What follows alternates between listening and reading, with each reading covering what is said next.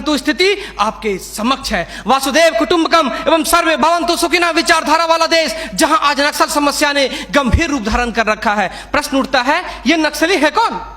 समाज के सबसे शांत, शहरों से दूर जंगलों में रहने वाले तथा खेतों के माध्यम से अपने जीवन यापन करने वाले वो लोग जो अपने पूर्वजों द्वारा दिए गए धरोहर को बचाने के लिए सरकार के खिलाफ हथियार बंद हो गए हैं और अंततः ये लोग नक्सली बनने पर मजबूर होते हैं। महोदय, आधुनिकीकरण के नाम पर उन गरीब आदिवासियों की जमीनों को छीन ली गई तथा उन्हें मजबूर कर दिया बंधुआ मजदूर बनने पर, किंतु आज उनकी अधिकारों की कोई बात तक नहीं करता। मन समर्पित, तन समर्पित और यह जीवन समर्पित। मैं पूछता हूं, देश की धरती तुझे क्या दूं, क्यों दूं और किस लिए न्यौछावर करूं अपना सब कुछ तुम पर? क्या इसलिए कि मुझे देशद्रोह जैसे शब्दों से नवाजा जाए या इसलिए कि मुझे फर्जी इनकाउंटर में मार दिया जाए? जी हां अध्यक्ष महोदय, कुछ ऐसा ही समय था जब मान्य सूबे लखन भैया सोहराबुद्दीन तथा तुलसीराम प्रजापति को फर्जी इनकाउंटर में मार दिया गया। यह कैसी विडंबना है महोदय, हमारे विपक्षी साथी द्वारा मानव अधिकार का संरक्षण किए बगैर ही राष्ट्रीय सुरक्षा की बात करते हैं। जब आम लोगों का कोई अधिकार ही नहीं हो तो इस स्थिति में राष्ट्रीय सुरक्षा का क्या मतलब? मैं पूछना चाहता हूं अपने विपक्षी साथियों से,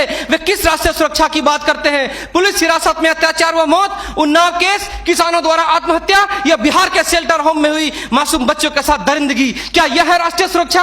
राष्ट्रीय सुरक्षा का अर्थ सिर्फ सीमा की सुरक्षा नहीं बल्कि सीमा के अंदर रह रहे व्यक्तियों की सुरक्षा से भी है। अपने हक को मांगे जाने पर लोगों को नक्सली तथा आतंकवादी करार दिया जाता है तथा यह सुरक्षा देने वाले पुजारी आईपीसी की धारा 124A के तहत गिरफ्तार कर उन्हें देशद्रोह का मुकदमा चलाते हैं, फिर फर्जी इनकाउंटर में भी मार गिराते हैं। जबकि सुनील बत्रा बनाम दिल्ली प्रशासन में माननीय न्यायाधीश ने स्पष्ट किया है कि फर्जी इनकाउंटर हत्या के समान है।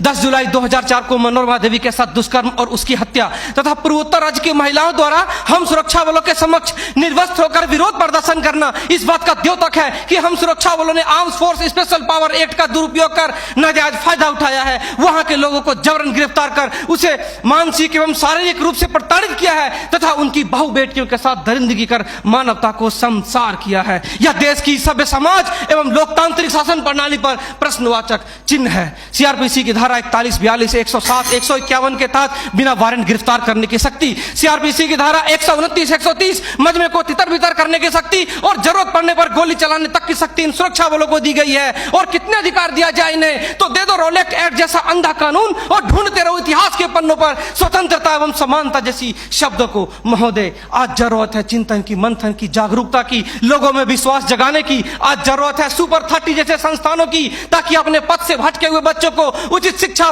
भोजन इत्यादि का प्रबंध कराकर उसे विकास के सही मार्ग से जोड़ सके। अंत में फैसला माननीय निर्णायक मंडल के पर छोड़ते हुए गुरुदेव रविन्द्रनाथ टैगोर की इन पंक्तियों के साथ मैं अपनी वाणी को विराम देना चाहूंगा कि मैं जीना चाहता हूं इंसानों की फौज के बीच में, मैं जीना चाहता हूं उगते सूरज की किरणों के बीच में, सुंदरता और सुगंध के बीच में। मेरी इच्छा है काश मिल जाए मुझे थोड़ी सी जगह इन जीने वालों के दिलों के बीच में। जय हिंद,